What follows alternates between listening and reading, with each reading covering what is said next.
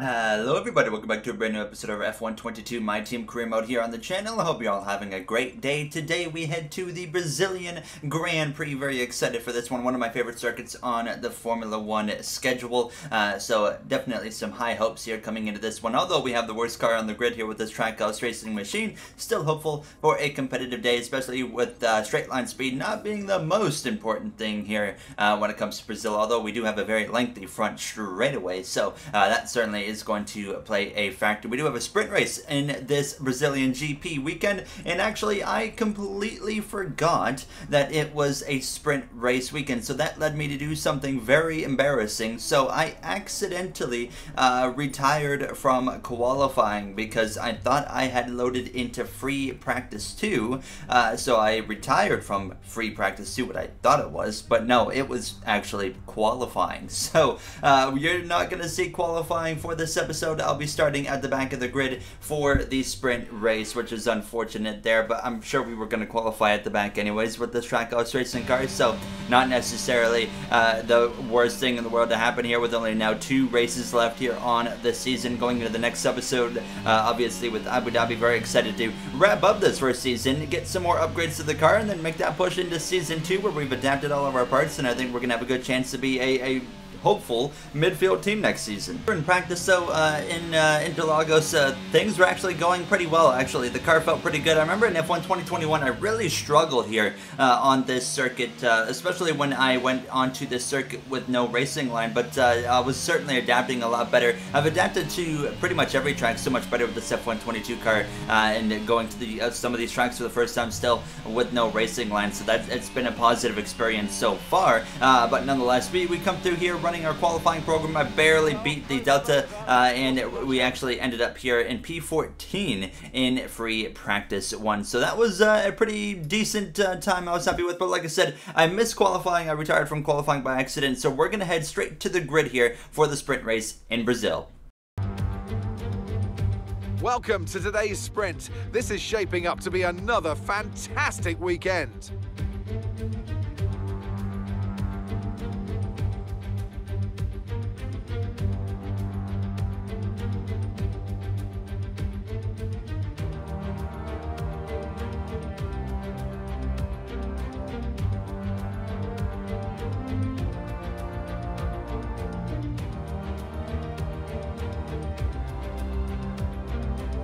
Off the back of a fantastic qualifying session, it's time to see how our starting grid looks for today's sprint. Charles Leclerc lines up on pole position, and Lewis Hamilton completes the front row. Looking down the rest of the grid, we have Russell, Verstappen, Sergio Perez, and Sainz, Norris, Fernando Alonso, Ocon, and Valtteri Bottas, Mick Schumacher, Magnussen, Pierre Gasly and Vettel, Ricciardo, Stroll, Yuki Tsunoda and Alex Albon, Joe, Latifi, Oscar Piastri and Golden Boy. Which of these drivers will get pole position today? We'll soon find out.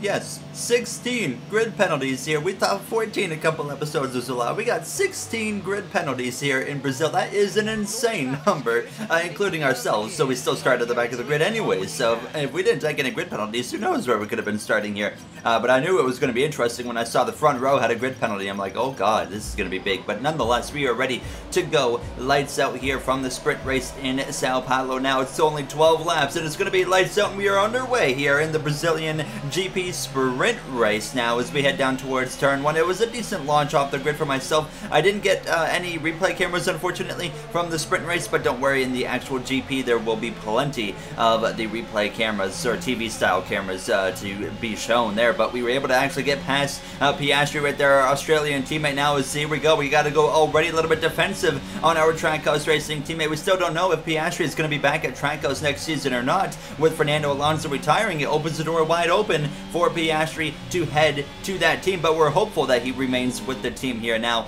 because this season, obviously, we haven't been able to get a judge for how he is actually going to be able to do because the car's been so slow. A lunge up the inside of Zhou Guanyu, as well as Yuki Tsunoda there in the AlphaTauri, but I'm not really able to hold my own against wheel to wheel with Tsunoda, and actually you're going to see Zhou Guanyu actually up my left side again here, and actually lunge one up the inside again though of Tsunoda. I didn't even anticipate being able to get up his inside right there, just kind of happened, but I was just not able to get the power down like Yuki was able to, and here comes Zhou again up my inside here into the penultimate corner, and we're going to drop all the way down to P21, and let's hold on, we're going to have a bit of a drag race right here with the Alfa Romeo rookie. Now we've been battling it out with him a couple times this season. Now he's kind of been dropping the ball compared to his teammate Valtteri Bottas here, but wheel to wheel across the line and then down into turn 1. Here we go. We're going to continue side by side, but now we kind of have the short end of the stick right there, losing out to Zhou, but you see the virtual safety car comes up because debris went flying there, and I believe it might have been Sebastian Vettel that lost his front wing. No, actually, it was Pierre Gasly that lost the front wing, so he would have to come into the pit lane here at the conclusion of the lap. We would go back racing now, so we get up to P20, and then we come through towards the end of the next lap. DRS now enabled, but I already could tell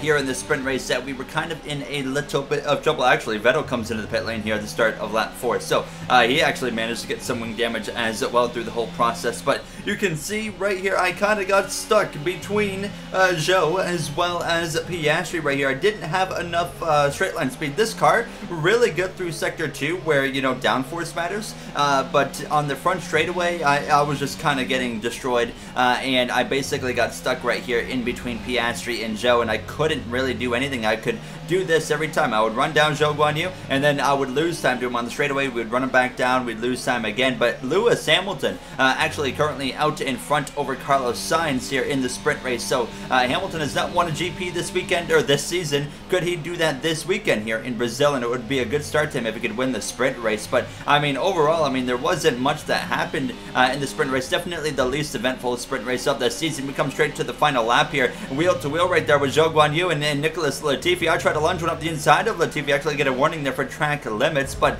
it was going to be Lewis Hamilton coming through to win the sprint race over Sainz. So big day right there for Lewis, and that certainly increases his chances of getting his first Grand Prix win of the season and ending that potential risk of having his first season ever without a race victory. But we come through down the front straightaway for a very lackluster sprint race for myself. We're going to cross the line for a P19 finish here, so not much happened for us here, but I definitely noticed that it seemed that the longer in the run that we got, the better the car was kind of performing. So I feel like in the Grand Prix we might have a little bit more pace in the long run to where we can make a difference there and potentially gain some track position. So there's nonetheless, though, you cannot deny there's definitely some work to do here, but Lewis Hamilton, Leclerc, Verstappen, Russell, and Norris are top of 5. We'll see if there's any more grid penalties on the way in the actual Grand Prix, but nonetheless we are going to head to the grid for the Brazilian GP here in Sao Paulo. Can Lewis Hamilton for the first time this season get on to the top step of the podium? We're about to find out. Formula One returns to Interlagos once again with the stage set for what promises to be another classic Sao Paulo Grand Prix.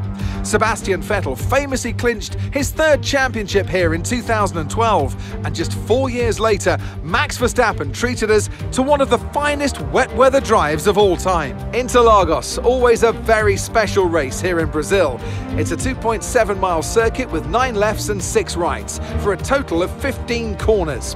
The fastest lap today should have an average speed of around 135 miles per hour, if, of course, the weather stays dry until the end of the Grand Prix.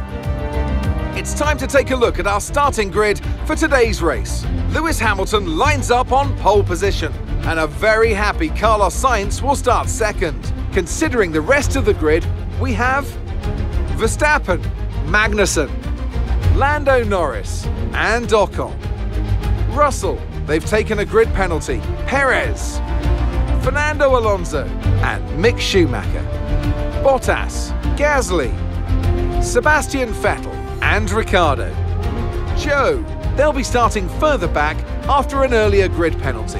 Albon, Nicholas Latifi, they've taken a grid penalty, and Oscar Piastri.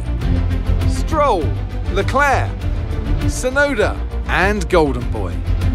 It's almost time for the lights to go out, so let's head down to the track where preparations are underway.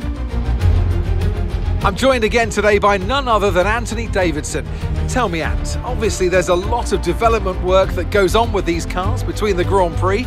You've been both a test driver and a race driver. What differences are there in the way that you approach those roles? Yeah, it's an interesting question. They're two very different mindsets. In the old days, of course, they used to cover up to 15,000 kilometers of testing in a season, and that role would be more about working for the team, trying to help them improve the car and drive as systematically as possible, so that the data could be analysed in the most consistent way. When lining up on the grid for a race, however, a race driver's frame of mind is all about what they can get out of the situation on that day, and the car is the tool to help them achieve those goals.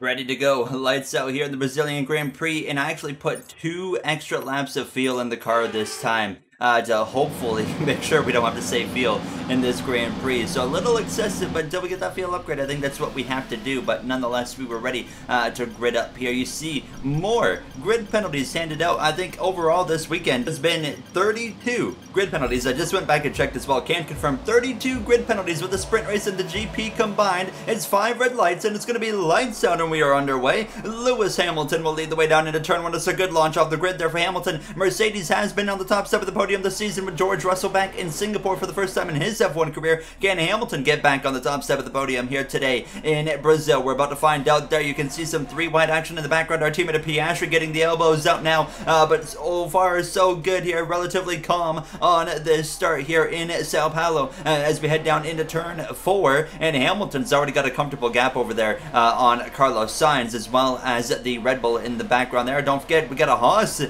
McLaren up here in the mix there. You see Norris right now, so with all these grid penalties, it does open the door, of course, for some drivers in the midfield teams to be able to get some opportunities. And Fernando Alonso only has 2 races left in his Formula 1 career, and after today, he's just got one final Abu Dhabi finale. And like I said, I've been saying it for a while now, I do want to see Fernando's AI get on the podium just one more time. Give me one more, but I don't know, it's starting to look like it might not happen here. But don't worry, I mean, he might not be completely out of this My Team career mode after this season. I know Trackhouse and Justin Marks, our owner, is actually trying to maybe try and find a way to bring Fernando over actually to Trackhouse Racing in a different role, of course, from being a driver, but stay tuned on that. Overall, a relatively solid first lap for myself here, running in P20 down into turn 1. Leclerc in the Ferrari just in front of us, and we knew he would be moving his way through the field very quickly. Leclerc won that World Drivers' Championship all the way back in Singapore, so nothing to worry about for him. He can really get aggressive, and he was on the move. He passed Latifi, he passed our teammate Piastri, and I was all over the back of fellow Canadian of Latifi trying to find a way around Nicholas here. But certainly, I noticed in the sprint race, I mentioned that it seemed like the longer the run went, the better our car was, so I was just kind of waiting for that to happen here. Lap 4, you can actually see Magnussen with a bit of a lockup right there, allowed Norris to get past him for position, and that was actually for 4th place. Continuing to run behind Latifi here on lap 6 of the Grand Prix. Hamilton, Sainz still up at the very front there, as well as you got Verstappen, but you can see myself here coming to now lap 9, and we're still losing a little bit of time on the straight line. That's where the issue has been in this circuit so far, because when we get to the sections where the downforce matters, that's where I'm able to do this. I'm able to close right up to the back of Nicholas Latifi, but I was kind of anticipating an opportunity to be able to pass him right here, because this is the closest we've been on the front straightaway. We use overtake, we launched the DRS, he has DRS, but look how close we are to the back of Latifi and the Williams. Here we go, we're going to try and make a move to the right hand side down into turn 1. Latifi's going to lock up into turn 1, nearly contact. I do a little switchback on him, and a free pass right there for us, and we move now up in 18th place here in this Brazilian Grand Prix as we try to run down our teammate Piastri. And that pace that I was talking about, the longer the run went, it was starting to happen now, because I was very easily running down Piastri, where earlier I was struggling to match his pace. But look how quick I ran him down within just a couple of laps here. So the car was starting to really fire off now, but we were also actually, as this was happening, preparing to come in to make a green flag pit stop here momentarily now to lap 16. Here comes Lewis Hamilton bringing in Verstappen as well, and this is crucial right here for Hamilton. It's a one-stop race once again, and Hamilton has a flawless pit stop right there, and I think that's exactly what he needs if he wants to get to the top step of the podium here today. But I was also coming in at the conclusion of lap 16. Here comes Alex Albon in behind me as well. I couldn't figure out where the actual pit line was, so I gave up a little bit of time right there on the entry, slowing down a little bit too early. But nonetheless, I mean, just hoping for an okay pit stop here because we're having an okay race so far. But into the pit box we go, and the tires come off, and guess what? Well, the left rear, yep, there you see it. They struggle to get the left rear on, so Albon's going to get us out of the pit lane, and I think that's going to be like the 11th, 12th time I feel like this season that we've had some error in the pit stop. But that's another thing. So the fuel, we need to upgrade the fuel efficiency of the car, which is definitely an upgrade I'm hoping to make it in the off season to this car, as well as I'm hopeful we can really upgrade our pit crew to stop making mistakes like that, because it's going to cost us. Now, like I said, I'm not too worried about it right now because we are a back marker car, but you can see the repercussions we face because now Latifi's back ahead of us. So, you know, going into next season, we're closer to the midfield. We want to be able to, you know, limit those mistakes there. As you see a big lunge up the inside of Latifi, we were able to get away with that because he was on those cold, hard tires. Therefore, mine were already warmed up for a lap, so I was able to make that move there. So, we settled in briefly behind Albon as well as Oscar Piastri here in the final half of the Grand Prix already underway here. Now we're just waiting for things to spice up, and Albon was trying to put the pressure on Piastri right here, and that would actually allow me to close up to Albon here because he had gotten checked up from the Australian. So just hoping that these two are going to scrap it out. And there you see Albon makes a move on lap 23 into turn 4. Piastri locks up, goes way wide, and that opens the door for me to move up the position, and we were all over the back of Alex Albon. I know it's a tough opportunity to pass this Williams here, so we got to take the opportunity as soon as we get it here. As a replay of Perez actually passing Magnussen. Look at this move right here. I mean, that was, absolutely fantastic from Perez to move up the position there on K-Meg in the Haas. But here we come through towards lap 24. We have DRS. Albon does it. I see my opportunity here. Might be my only chance to pass Albon. We lunge it up the inside into turn 1, wheel to wheel, close quarters, no contact. We go around the outside here in turn 2, and we take the position over Alex Albon in the Williams, but he's still close, and we have to go a bit defensive here. He does not have DRS, but the AI are so OP in the straight line, so we did still have to cover him off. But we at least take that 18th position. I knew it was going to be difficult to hold on. Latifi actually picked up some wing damage, though. You saw it right there briefly.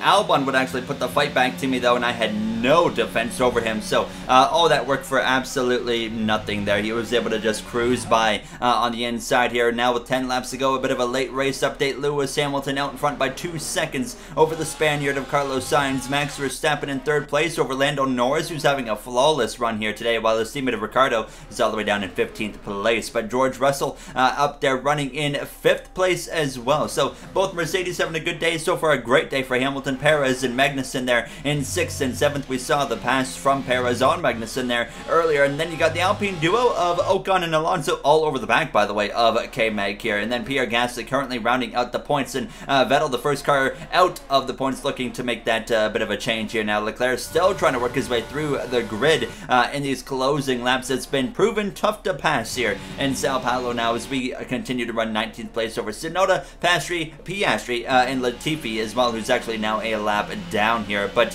what was happening in these closing laps actually is Albon and myself, I don't know where we found the pace, but suddenly we were both significantly closing the gap on Zhou Guanyu, and we come through to 4 laps to go, and look at the gap now. I was only a second and a half behind the Alfa Romeo Albon, about half a second closer, so he was about to be within DRS range. And what I was trying to do, I was trying to find a way past Albon before he got the DRS from Zhou, but unfortunately I just couldn't get quite close enough to be able to make that pass. So 2 laps to go, and you can see all of us now within half a second. So Zhou losing pace in these closing laps of this Grand Prix. We come through to start the final lap down into turn 1. Zhou is able to defend over Albon and myself, and it's Lewis Hamilton who's going to be, for the first time this season, a Grand Prix winner. He waited till late in the season to do it, but he continues his streak of winning in every season he's competed in Formula 1. Verstappen was actually able to get ahead of Carlos Sainz at the line, so 2nd for Verstappen, 3rd for Sainz, and unfortunately myself and Albon, we were hopeful that we could do something with Zhou but it wasn't enough. Zhou is going to defend well enough here to hold on this front straightaway, and it's going to be a 19th place finish here in Brazil for us, which is not great, but certainly not the worst day that we've ever had here in terms of pace in the car. There was certainly some positives to take away from this Grand Prix here in Brazil, so let's happy about that. Lewis Hamilton on the top step of the podium, Verstappen driver of the day. Let's head to the podium for the post-race celebrations. A great race then, very much as we've come to expect, and a fantastic victory here at Interlagos.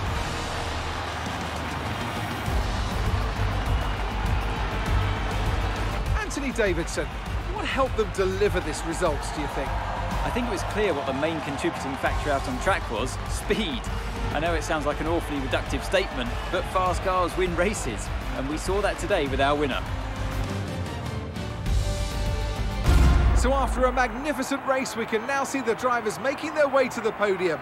Once again, it's the Silver Arrows who take the top spot, a well-earned victory for Mercedes. Lewis Hamilton finally wins again. Very happy to see that happen here, and hopefully we see that happen soon in real life, and who knows, maybe it could be this weekend in France, although that is pretty unlikely based off of the pace I just saw that Mercedes had in qualifying. I am recording this directly after the Formula 2 race, actually, the sprint race in Formula 2 at France. So, but nonetheless, a big day right there for Lewis Hamilton. Will he return, though, to Mercedes? I've seen there's quite a few driver changes going on in other content creators' career modes, and I'll find out what they look like after I record Abu Dhabi, but I wouldn't be surprised if we saw Lewis maybe potentially leave Mercedes, and who knows? I mean, who knows really what the driver lineup is going to look like next season? It could be completely different. Who knows? We might barely get any changes at all, but there you see the overall results for this sprint weekend there. Hamilton with maximum points there with the win in the sprint and the Grand Prix, so